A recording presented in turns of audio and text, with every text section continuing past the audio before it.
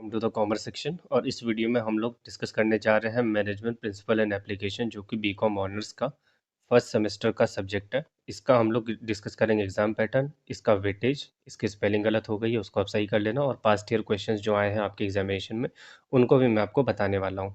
This video is brought you by the commerce section. तो चलो शुरू करते हैं। सबसे पहले हम लोग डिस्कस करते हैं आपका वेटेज को। आ जाओ।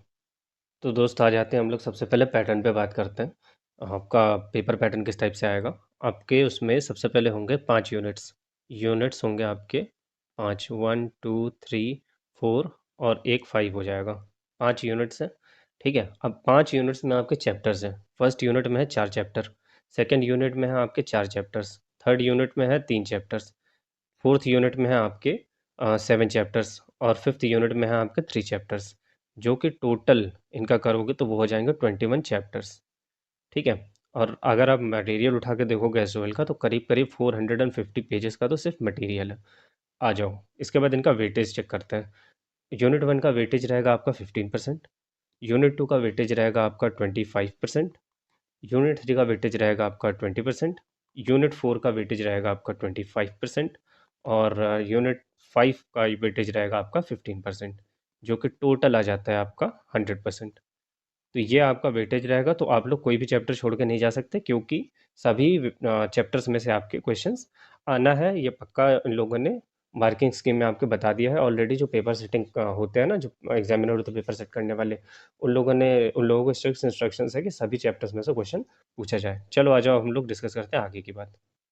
अब हम लोग बात करते हैं एग्जामिनेशन पैटर्न की। तो एग्जामिनेशन पैटर्न में सर आपके मैक्सिमम मार्क्स कितने होंगे, मतलब कितने नंबर का पेपर आएगा? वो आएगा 90 मार्क्स का, ठीक है। हर पेपर में पूरे टोटल क्वेश्चंस होंगे आपके 5, टोटल 5 क्वेश्चंस होंगे, और हर क्वेश्चन के 2 पार्ट होंगे, ठीक है, पार्ट 1 और पार्ट 2। इसके बाद आता है हर क्वेश्चन के साथ आपको इंटरनल चॉइस मिलेगी। इंटरनल चॉइस आपको हर क्वेश्चन के साथ मिलेगी। आ जाओ, मैं इसको इरेज कर देता हूँ।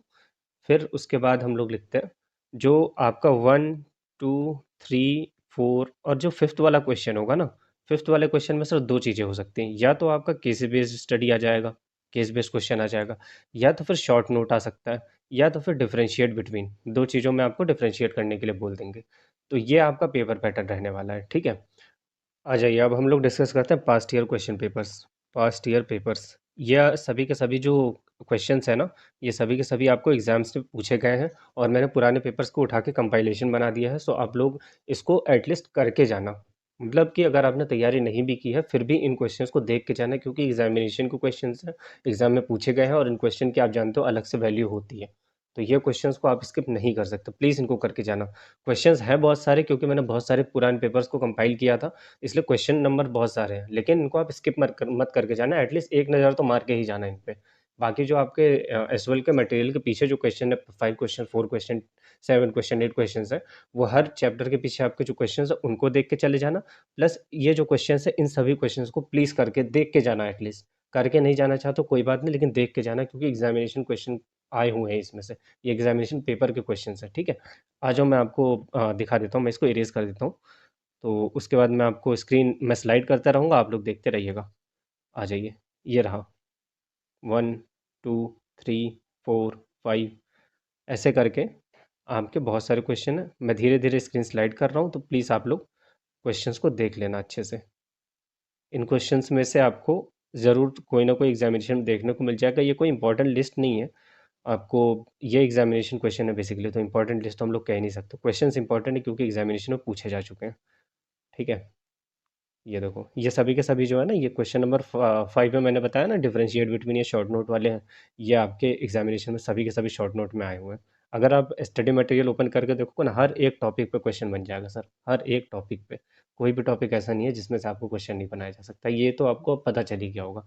तो प्लीज़, सिलेबस बहुत लंबा है, पढ़ने में बहुत समय लगेगा, इसलिए मैं कह रहा हूँ इनको तो एटलीस्ट देख के ही जाना। आ जाओ, ये देखो, यहाँ पे मैंने आपको बता दिया था ना शॉर्ट नोट वाला। ये देखो, क्वेश्चन नंबर 6 में एक आ जाएगा आपका केस बेस्ड स्टडीज़ वाला। केस बेस्ड स्टडी ऐसे ही आएगा, आपको एक केस दे दिया जाएगा, उसके बाद पूछ लिया जाएगा कि कौन सी स्ट्रेटजी अडॉप्ट कर रहे हैं, या इस टाइप से इसी केस बेस्ड स्टडी के बेसिस पे आपको इन क्वेश्चन को सॉल्व करना पड़ेगा, और ये इंपॉर्टेंट क्वेश्चन, इनको करना पड़ेगा आपको।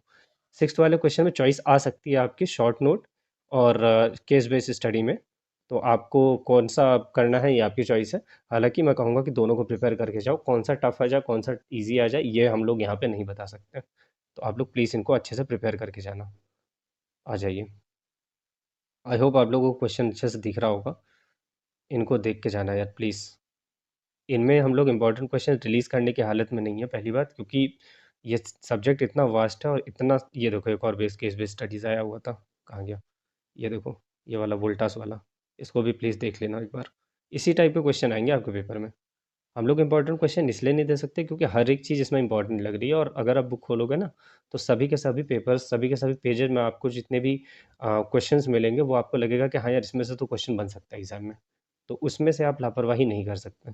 तो एटलीस्ट इनको तो किसी भी हालत में आप देख के जाना। फिर देखते हैं एग्जामिनेशन में कैसा एक क्वेश्चंस आते हैं, आप लोगों को पता चल ही जाएगा। ठीक है, पॉज कर लेना वीडियो को जहाँ पर भी आपको लगे कि आपको नहीं दिख रहा। ये देखो एक और क्वेश्चन आया है किस बेस स्टडी वाला। ये सभी के सभी पास्ट क्वेश्चंस हैं, ये सभी एग्जामिनेशन में आए हुए हैं।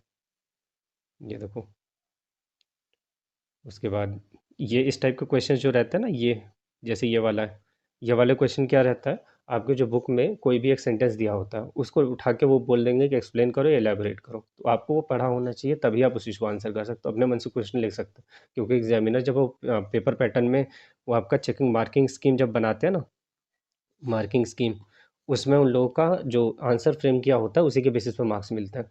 और वो आंसर वो लोग फ्रेम करते हैं अपने एसओएल मटेरियल के बेसिस पे। तो आपको पढ़ के जरूर जाना है, नहीं तो आप कुछ भी लिख के आ जाओगे। ऐसा नहीं है कि आपको कुछ भी लिख के आ जाओगे तो नंबर मिल जाएगा। इसको इरेज कर देता हूँ, सॉरी। ये देखो 54 एक और यहीं पे क्वेश्चन मिल गया आपको।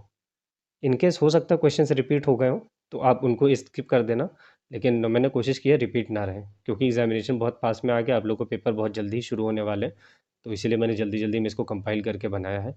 आई होप आप लोग इसको यूज़ करेंगे अच्छे से, आप लोगों को समझ में आएगा। हो सकता है कि कुछ क्वेश्चन जो है वो आपको बुक में ना मिले तो उनको स्किप कर दीजिएगा। बाकी जो क्वेश्चन आपको मिल रहे हैं प्लीज़ उनको करके जाना। बहुत ज़्यादा इंपॉर्टेंट चैप्टर है ये, बहुत ज़्यादा इंपॉर्टेंट सब्जेक्ट है ये। तो टोटल क्वेश्चन आपको 100 मिलेंगे बेसिकली। और अगर आपने स्टडी मटेरियल देखा होगा तो आपको समझ में आ जाएगा कि हाँ यार, सभी के सभी पेपर्स, सभी के सभी क्वेश्चंस इंपॉर्टेंट ही हैं। ठीक है, एटलीस्ट इनको तो देख के जाना, मैं आपसे रिक्वेस्ट कर रहा हूँ। और ये 8 जो है ये 8 मार्क्स का है, तो बेसिकली 15 मार्क्स पर क्वेश्चन मेरे हिसाब से आने चाहिए। लेकिन इनका पैटर्न चेंज हुआ है, तो आपके 90 मार्क्स का क्वेश्चन पेपर मैंने आपको बता ही दिया है, ओवरऑल 90 मार्क्स का आएगा।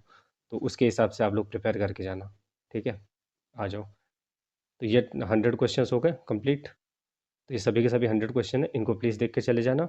और आप लोगों को कोई भी डाउट हो, कोई भी परेशानी हो तो प्लीज़ द कॉमर्स सेक्शन को आप लोग, कमेंट सेक्शन में आप लोग कोई भी क्वेरीज लिख देना। मैं सभी कमेंट को देखता हूँ और उनका रिप्लाई भी करता हूँ। अगर आपने मेरी पुरानी वीडियोस देखी है तो मैंने सभी कमेंट्स को रिप्लाई किया हुआ है, कोई भी ऐसा कमेंट नहीं है जिसमें मैंने स्किप किया हो।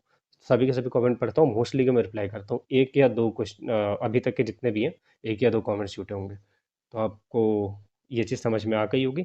आई होप आपको ये वीडियो ठीक लगी होगी। प्लीज़ एक बार देख लेना इसको और बताना हम लोग क्या क्या इंप्रूवमेंट कर सकते हैं, क्या क्या चेंजेस कर सकते हैं। इंपॉर्टेंट क्वेश्चन की लिस्ट बनाना इतनी जल्दी पॉसिबल नहीं था, इसलिए हम लोग बना नहीं पाए। लेकिन ये पुराने क्वेश्चन है, ये भी इंपॉर्टेंट ही होते हैं। तो मेरे हिसाब से आपका काम इतने में चल जाना चाहिए। ये किसी रेगुलर स्टडीज़ का रिप्लेसमेंट नहीं है, ये एडिशनल आपके लिए बोनस है। आप लोगों ने जितना पढ़ लिया है एटलीस्ट उसको तो आपने याद कर लिया है, लेकिन जो इसमें क्वेश्चंस दिए हुए हैं ना, इन पे एक एक्स्ट्रा एफर्ट आप लोग डाल के जाना। मतलब एक्स्ट्रा एफर्ट करना है, एक बार और एक्स्ट्रा रिवाइज कर लेना इन क्वेश्चंस को, तो आपके लिए थोड़ा सा बेनिफिशियल रहेगा।